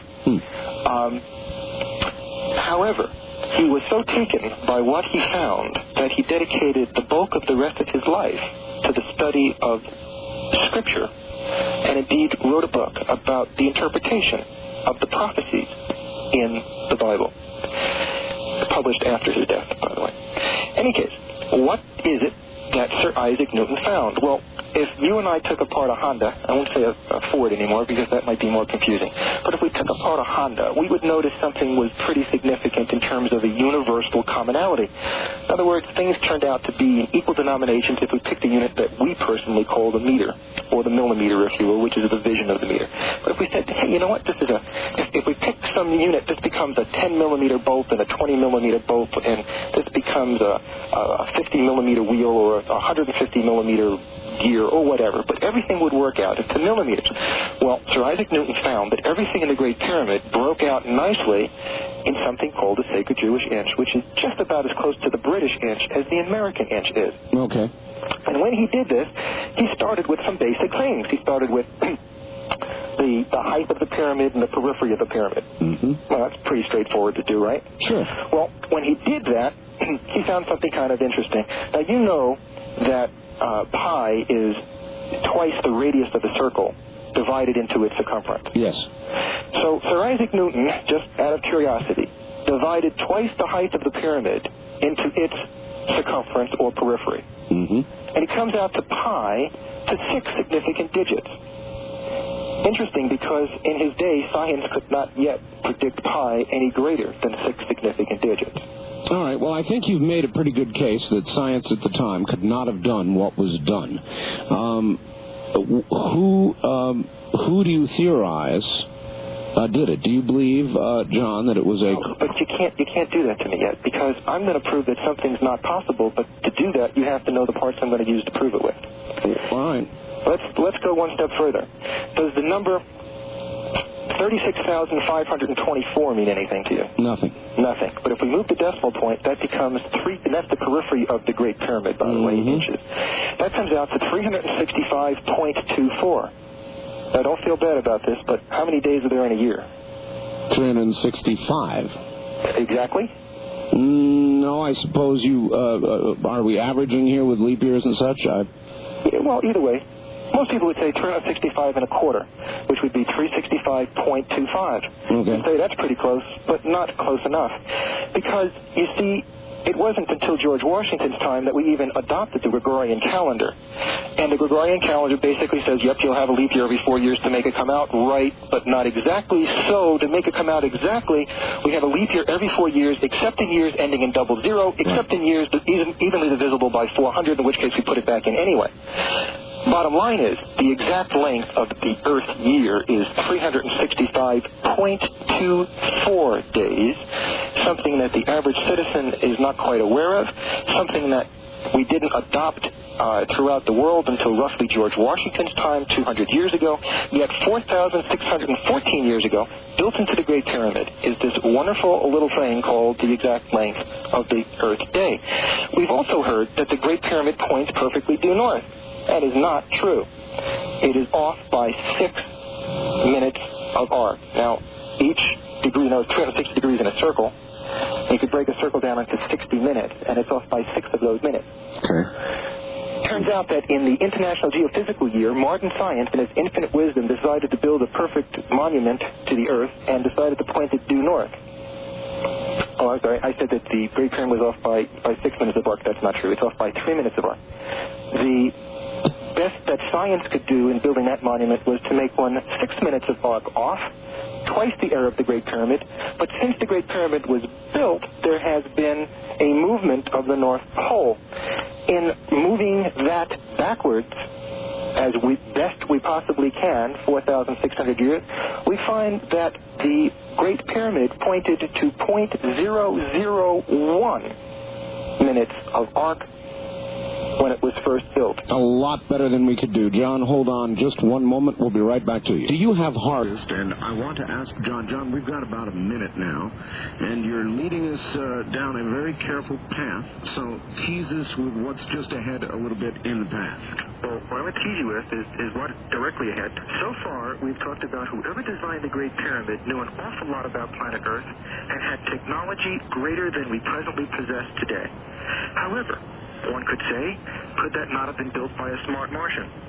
Perhaps. But so far, all we've looked at is the evidence on the outside of the Great Pyramid. As soon as we come back, we're going to look at what takes place on the inside of the pyramid, which not only excludes humankind, but excludes those Martians and Venetians as well. All right. Well, I'm going to look forward to that. John Zajack. And next we find out what's inside the pyramids that would exclude us and exclude any grays or greens or whatever they might be. Okay. I'm up for that. Once again, I want to mention my picture.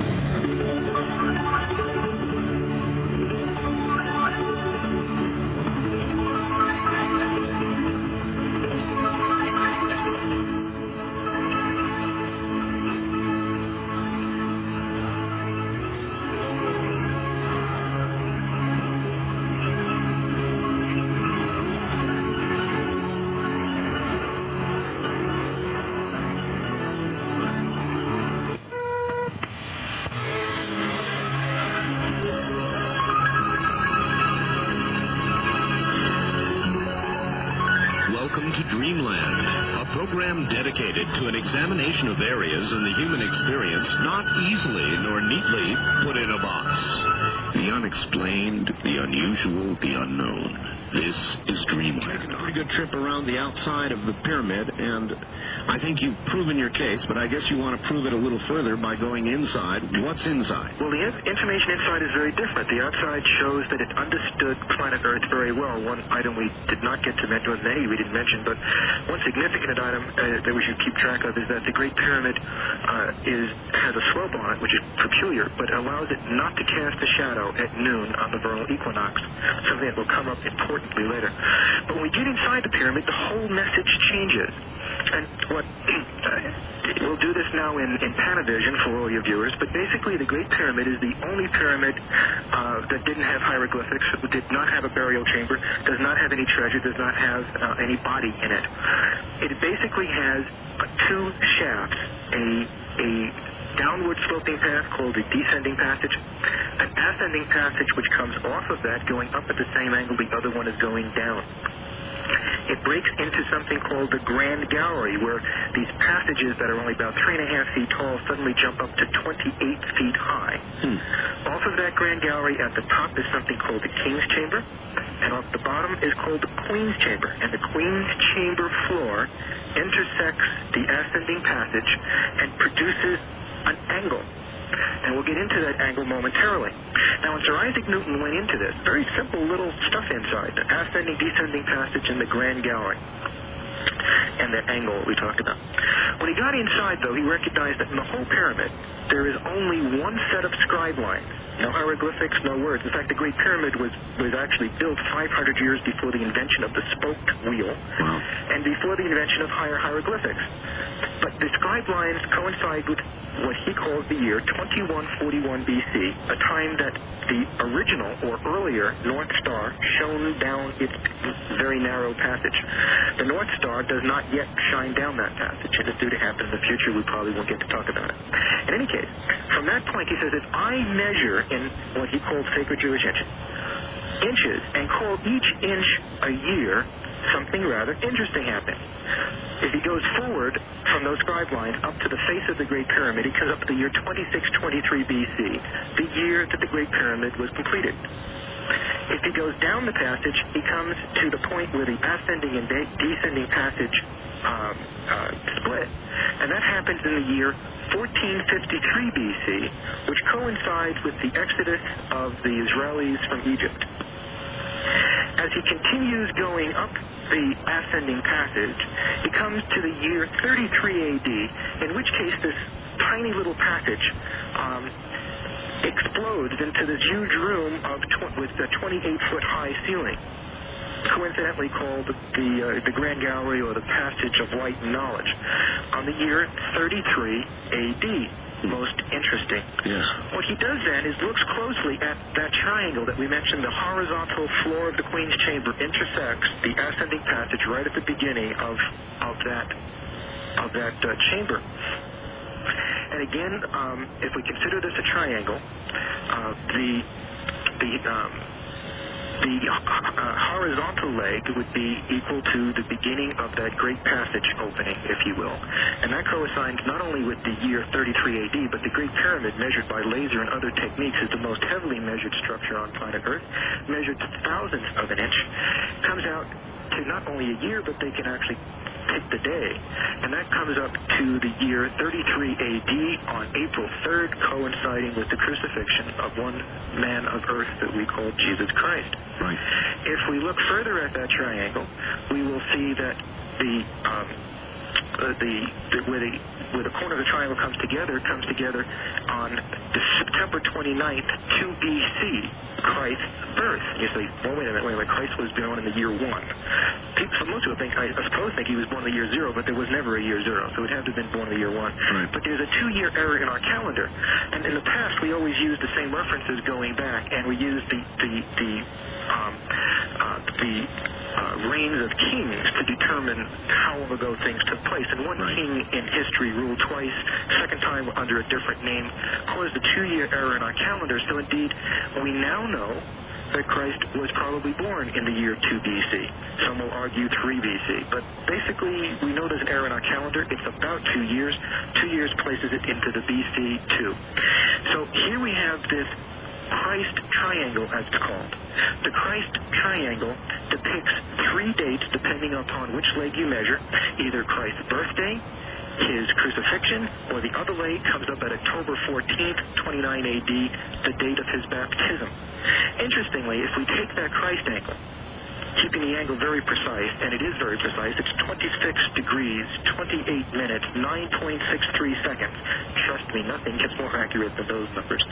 You place that over an area on a map of the Middle East, or where the Great Pyramid is, putting that triangle exactly as depicted here over the Great Pyramid itself, so that one of the corners of the Great Pyramid, we find that there is a horizontal line running parallel to the equator.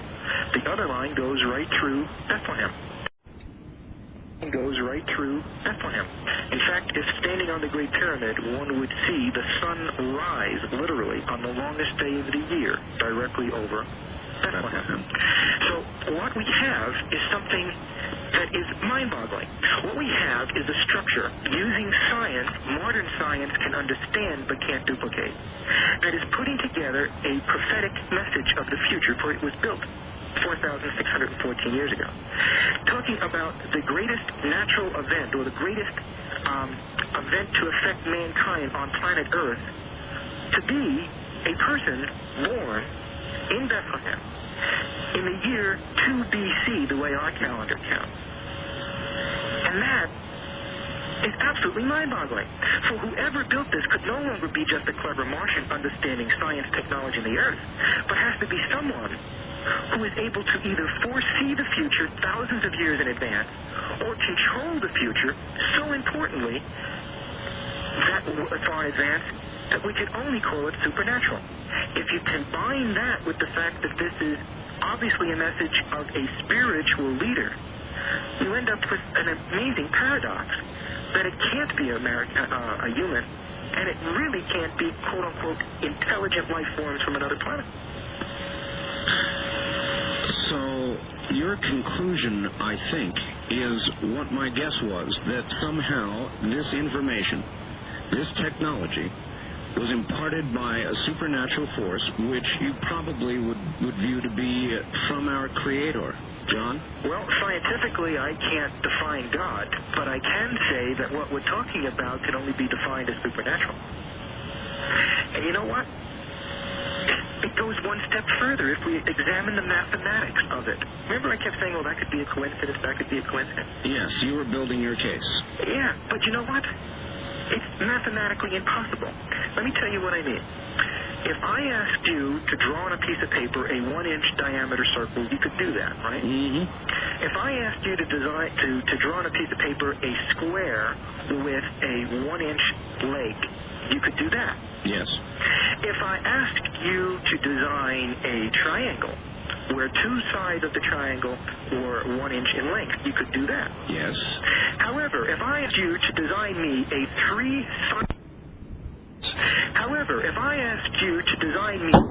3-sided square where all points were equal distance from the center, can't do it. That's mutually exclusive. That's 3 separate things. None of the above can happen simultaneously. Right. Because each one of those is a unique object, and you can't have a round square or a 3-legged square. Right. Therefore, it's mutually exclusive. No one in the world has ever looked at this, but look at the mutual elasticity. I can't say that. Look at how exclusive what we're going to be staying in. The Great Pyramid's height is fixed by the average height of mass on Earth. Pyramid height is fixed. Yes. Its periphery is fixed because it is equal to the length of the year. Right? Yes. Now, if I ask you to design pi into that, you say, wait a minute, I can't do that unless it already happened, because you can't change the periphery height ratio if the periphery and the height are fixed. Yet, it comes out to pi. Mutually exclusive. All the greatest scientists in the world with the entire universe. All right, let me stop you here. John, you are making the case, are you not, that the Great Pyramid is, without knowing its source, prophecy in numbers? Absolutely. All right, if you can mathematically derive the biblical events that you talked about, can you derive any further prophecy, or is yet unrevealed prophecy from the same numbers? I can't. There is a date further up where the Grand Gallery, ends, and that's the year 1914, start of World War I, first global war. Invention, if you will, or the culmination of modern technology from a medical standpoint, aviation standpoint. Technology really started exploding in the beginning of the 20th century. But no, after that, there are those who will argue that the timeline changes to an inch per month, et cetera, making a closer cosmetic look at what's taking place, microscopic look. I don't particularly follow it. Most people making predictions of the future have kind of put the square peg in the round hole in my mind, and usually been proven wrong if the date ever got to pass. So no, I do not see directly what it's telling us about our future. It is really, I think, showing some key points, but that the most significant point was that of the birth and crucifixion of a very significant figure in our history, which most would not argue was the most significant event to happen on planet Earth. You could be Jewish or Muslim or whatever. You have to be Christian to say, belief in Christianity probably affected more the world than anything else. All right, John, I do want to open the telephone lines, so let me do that. Let everybody ask a few questions. You've had a lot to say, and there's a lot to ask. On the toll-free line, you're on the air with John Zajack. Hello. Good evening, Art. Portland, Oregon, KEX. Yes, sir. I have a couple of questions for Mr. Zajack. Yes. In reference to Edgar Casey, first of all, in reference to Edgar Casey, the psychic who you failed to mention earlier, what's your opinion of his prediction that the pyramids, ancient Hall of Records, would be located, and that its builders were Atlantean colonists? And two, what's your opinion of the effect of the upcoming alignment of the planets in our solar system on the Earth and its precession? All right, thank you. I didn't mention Edgar Casey only because I was not trying to look at all prophets, but rather three unique ones. There may be some significance to things that Edgar Casey has done. Some things looked important. I could never put my finger on the precision of it and authenticity of most of it. That's not to say it wasn't authentic. I couldn't. In terms of the upcoming alignment of the planets, we had the most significant one that I'm aware of in 1986 when they were all in a perfectly straight alignment. Usually when we talk about alignments, we're talking within so many degrees, right, either 90 or 20 or something. But in 1986, they were perfectly in a straight line. I don't expect anything more spectacular than happened in 86, and I'm not sure that anything happened in 86. These things are very far apart and pretty small. However, so are the force changes necessary to knock things out of the Oort belt. So if things were knocked out of the Oort belt in 1986, the question is, how long does it take to fall in towards sun before we see them? And the answer is, I don't really know. They may be moving at 48,000 miles per hour when they get close to the Earth, but they start out moving at 20 miles an hour. So one doesn't know. One can only speculate. All right. Wild card line, you're on the air with John Zajack. Hello. Good evening, Art. Good evening. Okay, let me turn my radio. Where are you, sir? KBI. That'd be up in the Washington area. Okay. Yeah, up here in the. All right, go right ahead, sir. Listen, your guest here revolves everything around Christ's birth. He fails to acknowledge that Buddha was born in 563 B.C. In Buddhism, the Buddhist missionaries went over to Mesopotamia and the Tigris and the Euphrates, and they spread the seeds of the concept that there is a higher being. Well, perhaps so, but apparently the mathematics does not surround Buddha. It surrounds Christ. Does that disturb you? Yes, it disturbs me a lot. Well, I guess there's nothing we can offer that man, is there, John, except the math is the math. Yeah, one needs to put one's personal preferences and biases aside when looking at evidence. And that is what that sounded like, too. On the wild card line, you're on the air with John Zajack. Hello. Yes, good evening from Albuquerque. Question. Now, this was on your show, Art, a few weeks ago. There's going to be a discovery of an ancient library within the pyramid. Is that so? Is that in the waiting? John? Oh, you're asking me. I'm sorry, I was referring to an old program of yours. Well, not that I'm aware of. Apparently, from a previous caller, Edgar Casey, so stated. I have no opinion on this comment. Okay. All right, thank you. On the toll-free line, you're on the air with John Zajack. Hi. Good evening, Art. This is Jim in St. Louis. Hi, Jim. Finally, St. Louis, we get the full 3 hours of the show. We love it. We love it here in St. Louis. Good. Anyway, great show. I had a couple questions for your guest. He mentioned earlier that men provided the horsepower. What physical, actual means do they have to construct this themselves? And secondly, is he familiar of this Hall of Records that might lie beneath the Sphinx? All right. I really doubt the Hall of Records is beneath the Sphinx.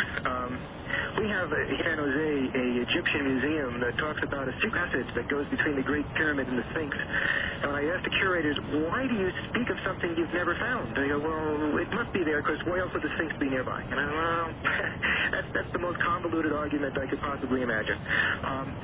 I don't think the Sphinx has anything to do with the Great Pyramid per se, except that its proximity. Also, it did not weather well with time. If you look at the Sphinx, they're always trying to plaster it up and fix it. It's made of soft sandstone, not of the hard limestone that is impervious to the elements as the casing stones of the Great Pyramid were. I don't know anything about a Hall of Records or any great library that would be found. It's not to say it isn't there. It's not to say anything about it except I personally am unfamiliar with it. All right, John, we'll leave that one alone. What about the physical construction? What kind of technology could have accomplished that? Well, that's a mystery. The Japanese recently just spent a great effort with something like 2,000 workers trying to make a scale pyramid with much smaller stones. And they set out to prove that they could figure it out by rollers and by slides and by doing other things. And, of course, they could use measurements such as laser beam. And they basically said, complete mystery. Even the Japanese can't do it, was their conclusion. So that was building a small one. So the Japanese cannot accomplish it. On the toll-free line, you're on the air with John Zajack. Hello. Art, how you doing? Mike in Albuquerque. Yes. What about the... Turn your radio off, please. I wish I could. It's my neighbors. Okay, well, thank you then for the call. And wildcard line, you're on the air with John Zajack. Hello. Hi, this is San Diego. Yes. Quick opinion do you have, John, on monuments on Mars, structures on the moon, and what's your opinion of these mysteries surrounding the Bermuda Triangle? Okay. Well, first, I have seen a picture which has been reportedly taken on the surface of Mars. I've also seen one that looked like Ted Kennedy, they tell me. However, I've gone through all the slides from NASA, and I've never seen them in the originals from NASA. So where these came from, what tabloid, I couldn't answer. I'd need to see more and make sure it's not just illusions and light work and so forth. But nothing. I have seen nothing to make me feel that there's really something there. Now, there may be, but I have seen nothing from NASA, which is my source, to conclude that.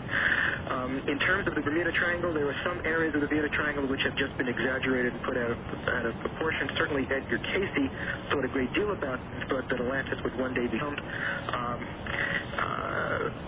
That's really a discussion for a whole other program. Can't go into it much, except to say that much of what we see reported about the Bermuda Triangle is easily explained away without supernatural phenomena. All right, very quickly on the toll-free line, you're on the air with John Zajack.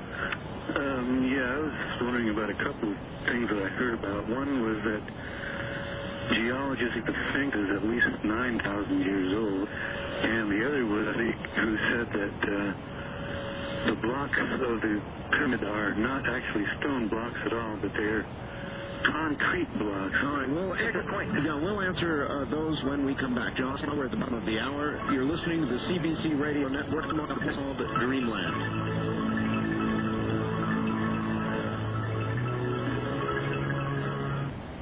John? Your last caller had asked two questions.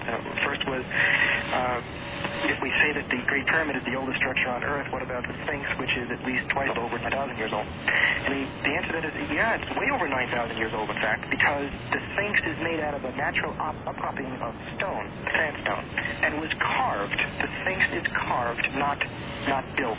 Therefore, it's as old as whatever made it, but it wasn't made by mankind either. It's a natural formation that's carved.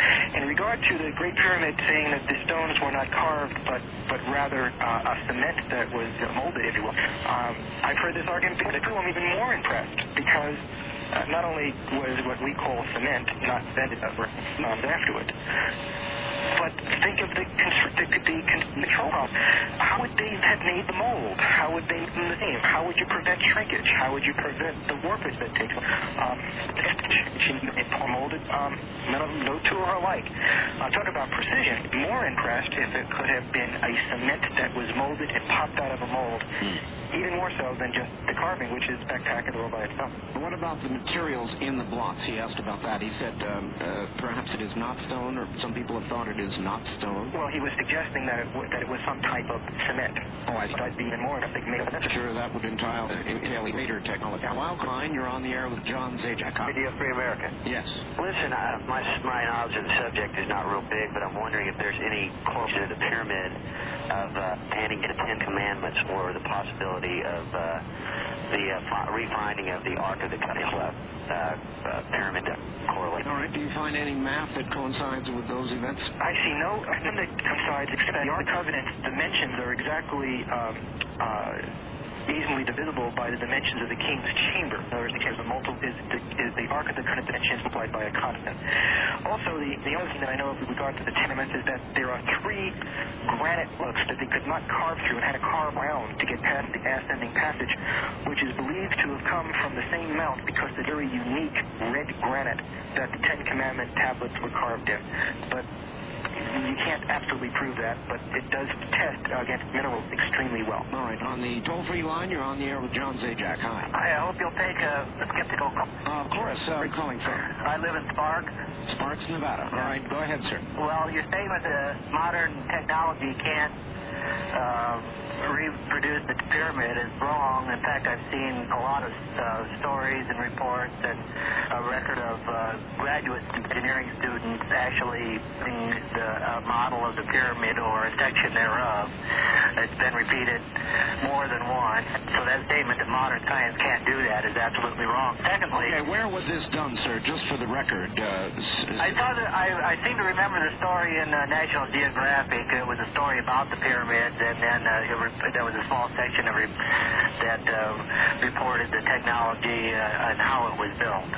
But I wanted to also bring up something I've seen on computer bulletin board. It was a mathematical proof that Barney the dinosaur was actually Satan, because by breaking down the letters and playing with numbers in a certain way, you came with the number 666. So my complaint is that these mathematical games, when you only use the numbers to define what you want to come out, really don't mean anything. Now that is an interesting criticism, John, and I was going to ask you about that myself, that in essence, if you play long enough and look at events, begin to string them together, as you suggest is your specialty, or connecting events, you can set out and finally prove about anything.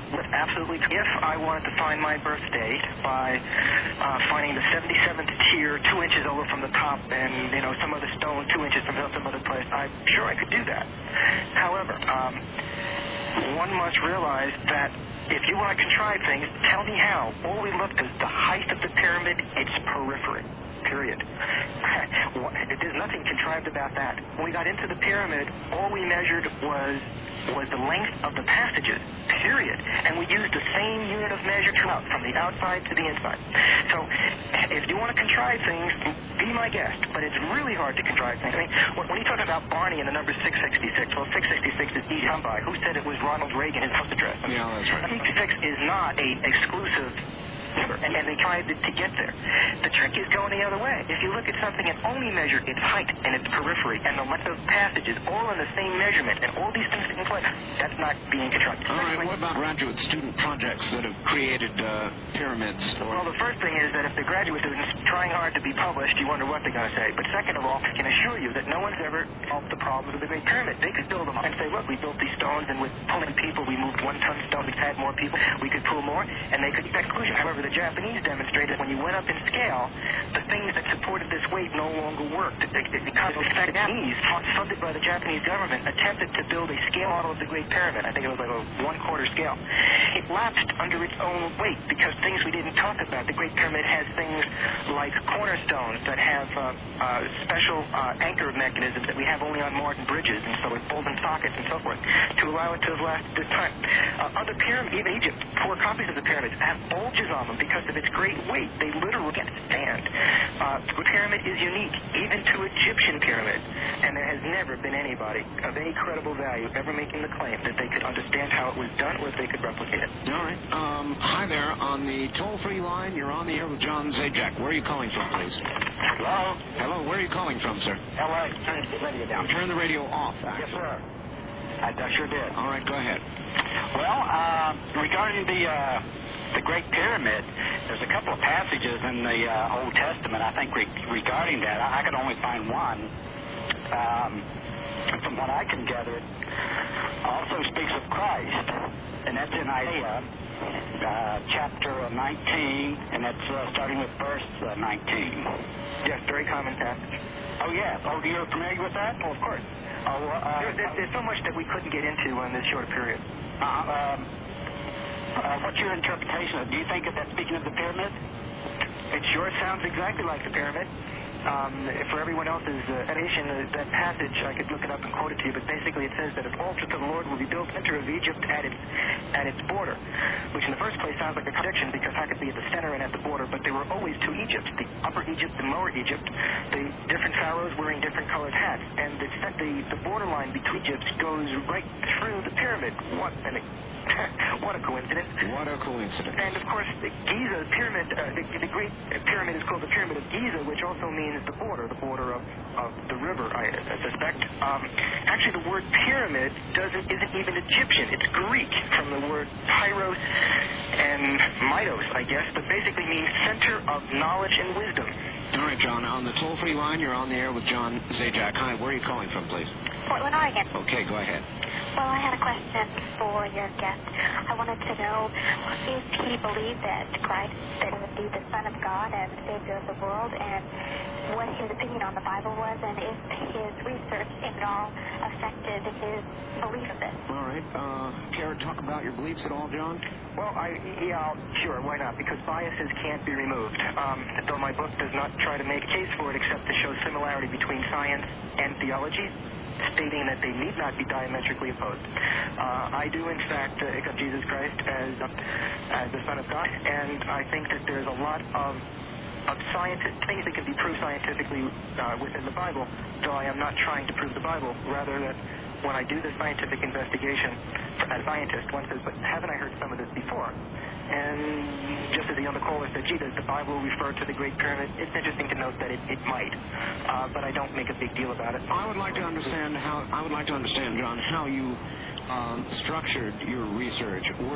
Did you start out trying to find some connection to the dates, the birth of Christ, et cetera, crucifixion, all the rest of that, or were you led to that by the numbers?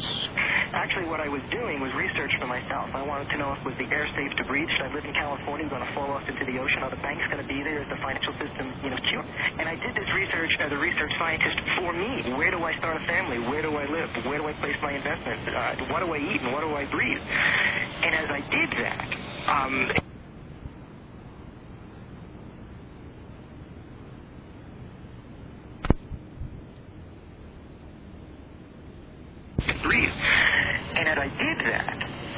my colleagues would corner me for hours at a time wanting to know what I had found out. And that got to be so tiring that I did a video one day, quite by accident, while doing a commercial for Motorola, where there's just a John, tell the director what you told me about so-and-so. And we did that, which later got shown in movies, converted or transcribed into the book. Before we're short, John, your book is The Delicate Balance. How do people get it? Well, it's a whopping $10. One could get it, I think, at Walden's bookstores, but you probably have to kick them twice to order it. Oddly enough, most Christian bookstores carry it. They can call my office to order an autographed copy of it. Oh. And they can do that at 408-226-0750. And there will be operators all day tomorrow. There might actually be some just after the broadcast tonight as well. All right. It's area code 408-226-0750? Yes. All right, one more time. Area code 408-226-0750. People love autographed copies. Well, goody. All right, you may be signing quite a bit. On the Wildcard line, you're on the air with John Zajack. Hi. Hi, Art. I'm listening on KOPE, Rogue River, Oregon. Yes, sir. We're about to run out of time, and your guest is not related what George Washington and Nostradamus and the Book of Revelation all had in common. I hope you can do that now. All right.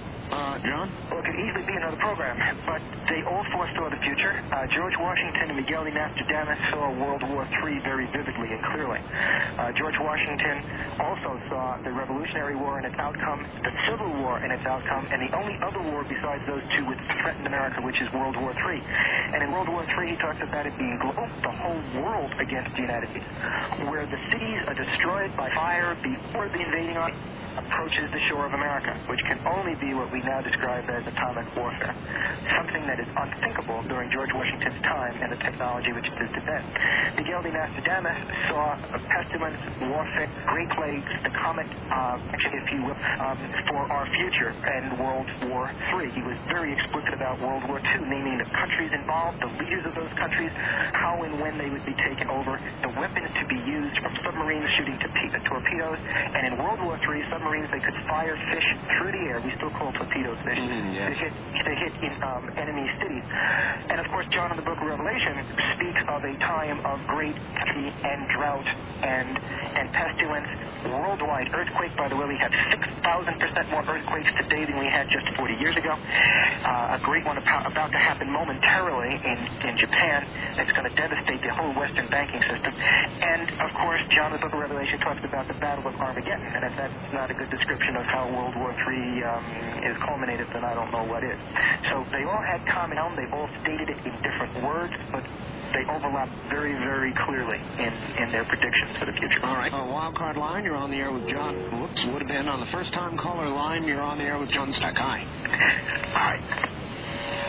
Well, I guess he's gone. On the toll-free line, you're on the air. Hello. Hello, Carson, California. Yes, Carson. I'm curious, one of the interesting Bible verses your guest hasn't alluded to, at least from what I've heard, is the one where a star called wormwood apparently falls in all the fresh water, making all fresh water undrinkable and deadly, and some prophecy-type preachers in the radio have equated that star to be some kind of mineral that is actually poisonous to the freshwater system. And I'm curious, is your guest aware of any asteroid or comet that would potentially have some kind of a mineral or a compound in there that could do that kind of damage to all fresh water? All right, wormwood. No, but I'll tell you one thing real interesting about wormwood, and I guess it's written in Greek in the original, and Greek in wormwood comes out Chernobyl. And so, what a coincidence again. Chernobyl is wormwood. And if you talk about the waters being poisoned, I can't think of a better way to do it through radiation, but I think it's mankind doing it to mankind that will accomplish that particular task. All right. Toll-free line, you're on there with John. Where are you calling him, please? Anchorage, Alaska. Yes, sir. This is Martin, ufologist, theologian. We've talked lots of times. Yes, Martin. Couple of questions. I'm curious. I think that it is possible that there could be a combination of extraterrestrial or superior intelligence other than earthly, and not necessarily the supreme being involved here. Is it not possible? Well, only if that extraterrestrial being had a desire to promote religion, and at the same time had the ability to control events thousands of years in advance. And then you'd be right. Then my only question is, why is he promoting religion, and why is he telling the whole world that these events will occur and on these particular times, particularly the most significant one is the birth and crucifixion of Jesus Christ? Well, my real question would be not regarding necessarily religion, but the truth. I mean, that's my religion, but religion can make beliefs, many of them false. Oh, but what I'm saying is that if this Martian, if you want, for want of a better term, not only understood the Earth, but could also control future events on planet Earth with good precision, why is he doing it with such a obviously religious figure, except to promote religion? I'm not saying religion isn't bad, and I'm not saying some religions are not equal to other religions. I'm just saying, obviously, Jesus Christ is a religious figure. Why was the message directed at a religious figure? Yeah, I have a problem with the term religion, in that most you want to be spiritual. I mean, okay, there you go. Okay, there you go. Okay. Well, then, okay, I don't have a problem with that. Neither do I. Do you believe that, planet Earth is the only place that God created life? No, and nothing that I said here to get. Okay, well, if you built life from other places, I mean, you said we are not of this world, and he had sheep which were not of this flock, and I would interpret that could certainly been the tribes of the 10 tribes from Israel. But that's what's been assumed. Yeah, but what I'm saying is, even if he created life on other planets, or if life evolved anyway on other planets, my only concern here is that could some other life form, regardless of how technologically advanced, be able to predict and control the future so well? And if so, why would it be centered around a spiritual figure? Okay. Wildcard line, you're on the air with John Zajack. Hi. Hi. When we're talking about the asteroids and so forth, how big a piece would it take to hit the Earth with such force that it would sort of like pop it and let the hot stuff out from the inside? Well, good point. I'm not sure how much the hot stuff would come out, but surely in sizes that we're talking about, somewhere between 2 and 5 miles in diameter, we would probably move the Earth off its course somewhat. We would probably shake it off its axis. We would probably create a wobble. Aside from the earthquakes and the tidal waves, which would be over 300 feet high and circumvent the globe several times. By the way, 300-foot wave would probably climb 1,000-foot mountains without any difficulty. Aside from all of that, it would certainly cause eruptions worldwide, and certainly a lot of hot stuff coming out from where the impact was. But it would do other things too, like knock it off its axis, push it off its orbit slightly, create dust and debris. It would be, well, at the very beginning of the program we said, something like a catastrophe. Well, let me tell you, the world recorded history has not only never seen one like this, it can't possibly imagine all the ramifications and destruction of what we call planet Earth and our society due to it. John, we're way short on time. I guess I would like to sort of wrap up by saying we didn't have enough time. Could obviously have used a couple programs more. We will have you back again, possibly on the other syndicated program as well. Well, thank you. Let me give out again the telephone number where people can order your book. Is that all? Did you have videos as well? Well, when people call, we can talk about it, but there are some audios on different aspects, including the Great Pyramid and some of these other subjects as well. All right. It's area code 408-226-0750, correct? Correct. Okay. John, it has been wonderful having you here. Well, thank you. And we will have you back. Well, super. All right? Thank you, Congressman. Thank you, John. John Zajack, and I'm sorry.